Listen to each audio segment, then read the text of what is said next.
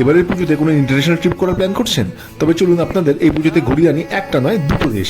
ঠিক শুনেছেন, দুটো দেশ যা আজকাল ভারতীয়দের কাছে ভীষণভাবে জনপ্রিয়, ভিয়েতনাম ও কম্বোডিয়া। পাশাপাশি দুটো দেশ 11 রাত 12 দিনের সফর হবে, যেখানে 7 দিন থাকবো আমরা ভিয়েতনাম এবং 4 দিন থাকবো আমরা কম্বোডিয়া। 3 দিন হানই, 2 দিন দানাং ও 2 দিন থাকবো হোচিমিন এবং 4 রাত থাকবো সিয়াম রিপ।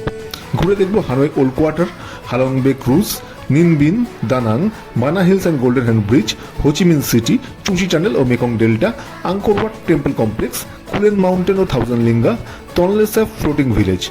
প্যাকেজে থাকছে ভিসা, 3 স্টার হোটেল, খাওয়া দাওয়া, টিকিট ও এন্ট্রি ফিস। খরচ 77,000 টাকা মাথা পিছু, যা ফ্লাইট খরচ বাদ দিয়ে। তাহলে আর দেরি না করে এখনই যোগাযোগ করুন আমাদের সাথে 9123694341, কল বা হোয়াটসঅ্যাপ করুন অরিজিৎ ট্যুরস অ্যান্ড ট্রাভেলস। ধন্যবাদ।